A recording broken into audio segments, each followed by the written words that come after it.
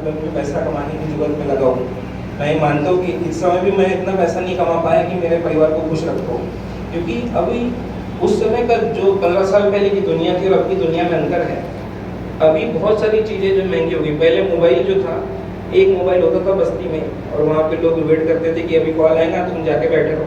अब हर किसी के पास मोबाइल है, तो आपका कंजम्पशन बढ़ गया। आप 10,000 कमाते हो तो 12,000 खर्च करते हो, 2,000 रुपये उधार करके। तो ये बात समझिए कि उस समय के लोगों की मानसिकता और अभी के लोगों की मानसिकता बदल गई है, और अभी वो कंजम्पशन को प्रायोरिटी देते हैं। वो चाहते हैं कि मैं भी ठीक दिखूँ, मैं भी लोगों को अच्छा दिखूँ। मेरे पिताजी बोलते थे क्या ज़रूरत है कपड़े लेने की, अब हर बच्चा बोलता है अरे हर महीने तो कपड़े लेना है, मैं अच्छा नहीं दिखना चाहिए क्या। तो वो पैसा खर्च करने को तैयार है। वो सिर्फ हमारा बच्चा नहीं, वो हर कोई तैयार है। अपने घर में हर कोई चाहता है कि मेरे घर पे अच्छी पेंटिंग हो, हर कोई चाहता है कि फोटो फ्रेम हो, गमले लगे हो, ये हो ये वो। उसकी ज़रूरत नहीं है। ये एक कंपटीशन चल रहा है आपस में एक दूसरे को अच्छा दिखने का। अगर बगल वाले ने टीवी अच्छी ली तो आपको भी अच्छी टीवी लेनी है, उसके पास मोबाइल XYZ है तो आपको भी अच्छा लेना है। ये एक मजबूरी बन गई है कंजम्पशन। लेकिन इसी में एक मौका भी है समाज के लिए कि अब हर कोई पैसा खर्च करने को तैयार है। तो आप जब वो खर्च कर रहा है तो उसमें से कुछ कमाओ ना।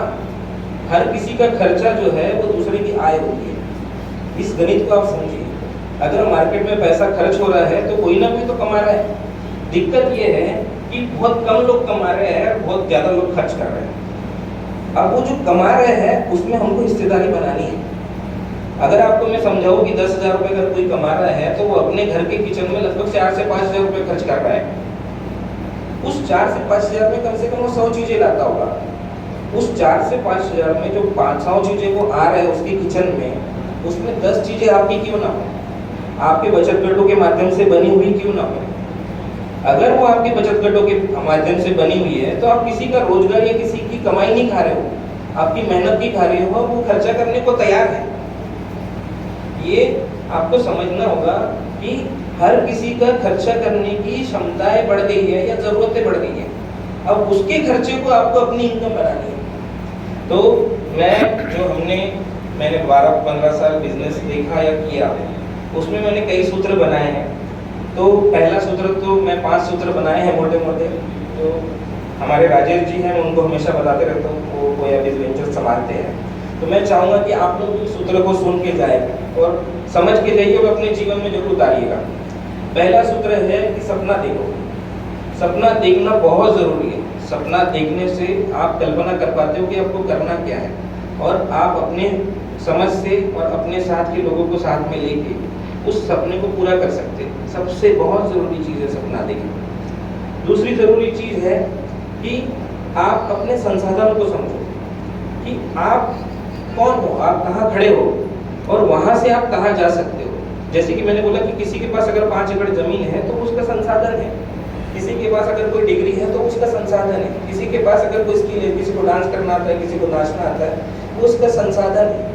इस संसाधन को पैसे में कैसे कन्वर्ट किया जाए ये समझना जरूरी है। तो पहली बात तो सपना देखो, दूसरी बात अपने संसाधनों को समझो। संसाधनों को समझे बिना आप अपना सपना भी पूरा नहीं कर पाओगे। अगर किसी को मैंने बोला यहाँ आ जाओ मानावड़ा, तो उसको ये मालूम होना चाहिए कि वो कैसे आना है। उसके पास साइकिल है, गाड़ी है, ऑटो है, बस है, तो ये संसाधन है जो आपके सपने तक आपको पहुँचाएगा। तीसरा जो मंत्र जो हमने सीखा था, और राजेश को बहुत मेरा वो मंत्र पसंद है, और आप लोग को मैं चाहूँगा कि आप उसको बहुत ध्यान से सुनिए। कि एक बात को ध्यान रखिए कि मेरे फायदे में अगर तेरा फायदा है तो तू मेरे फायदे की बात करेगा। अब इसको फिर से आप लोग बोल के बताओ, क्या बोला? कोई बताए? मेरे फायदे में अगर तेरा फायदा है तो तू मेरे फायदे की बात करेगा। इसको एग्जाम्पल में बताएं। समझिए कि अगर मेरा फायदा, मैं अगर ये पानी की बोतल बेचता हूँ, ठीक है, तो पानी की बोतल बेचने में अगर मैंने आपको पार्टनर बना दिया कि भैया तू भी बेच, तू इस पानी की बोतल बेचेंगा तो तेरे को 2 रुपये दूंगा, तो मेरे फायदे में अब तेरा फायदा जुड़ गया, तो तू अब मेरे फायदे के लिए काम करेगा। जब भी आप एक समूह में काम करते हो तो आप उनको सपना दे देते हो लेकिन वो सपना आपका है, उसका वो सपना उनका सपना बनना चाहिए। उनका सपना कब बनेगा? जब वो उससे जुड़ेंगे। वो कैसे जुड़ेंगे? या तो भावनिक आधार पर जुड़ेंगे या तो आर्थिक आधार पर जुड़ेंगे। मैं चाहता हूँ कि आप अपने साथ के लोगों को सिर्फ भावनिक रूप से ना जोड़ें, उनको आर्थिक रूप से जोड़ें। उनको जब भी आपका एक माल बिकेगा तो उसको दिखना चाहिए कि मैंने कितने कमाए। जैसे ये एक बोतल बिकी तो मुझे दिखना चाहिए कि मेरे तो 2 रुपये में आ गए। आपको क्या दिखना चाहिए? मेरा 1.5 रुपये आ गया। बोतल 10 की गई, बनी 2, 2.5 या 3 रुपये में, लेकिन जो 7 रुपया है इसमें सबकी हिस्सेदारी उसको दिखनी चाहिए। और उस हिस्सेदारी से उसको ये भी समझना चाहिए कि भैया मेरी हिस्सेदारी पक्की है और मैं जितना ज़्यादा कमाऊंगा उतना फायदा होगा। तो ये जो मल्टी लेवल मार्केटिंग बोलिए या जो भी बोलिए, इस दुनिया में यही चल रहा है। हर कोई दूसरे को अपने फायदे के लिए यूज करता है, चाहे बिजनेस के लिए बोले जो भी। उसका सबसे एंड पॉइंट है कंज्यूमर। कंज्यूमर किसी के फायदे के लिए यूज नहीं करता, वो कंज्यूम होने के लिए यूज होता है। ये है मेरे जो निचोड़ के हिसाब से तीसरा जो मंत्र है। चौथा मंत्र है, मैं चाहूंगा कि तीसरा आप बोल दें, तो मुश्किल है क्योंकि मुझे बोलने मुश्किल होता है। एक बार बोलेंगे? बोले, मेरे पीछे बोलिए। मेरे फायदे में तेरा फायदा है तो तू मेरे फायदे की बात करेगा। ये मंत्र हमेशा याद रखिए, इससे आप किसी के साथ भी नेगोशिएट कर सकते हैं। अगर आप नेगोशिएट करने बैठे हो, समझ लीजिए आपकी घर की जमीन ही बेचनी है, तो उसको कभी मत बताना कि आपका फायदा क्या है। उसको हमेशा बताइए कि उसका फायदा क्या है। जब तक आप अगले को नहीं बताएंगे कि उसका फायदा क्या है, आप अच्छी डील क्रैक नहीं कर पाएंगे। कोशिश करिए जब भी जिसके साथ भी पैसे का या किसी भी तरह का व्यवहार हो तो उसके फायदे उसको ज्यादा बताइए। जब भी हमारे घर में जैसे पुरानी गाड़ी हो जाती है ना, तो हम बेचने के लिए निकलते हैं कि भैया ले जाओ ये गाड़ी, अब मेरे कोई काम की नहीं। लेकिन वो हम उसको थोड़ी बताते कि मेरे कोई काम की नहीं, हमको उसको ये बताने कि तेरे कितने काम किए। उसको ये बताओ कि उसमें कीमत जो है वो तू कितनी ज्यादा दे रहा है।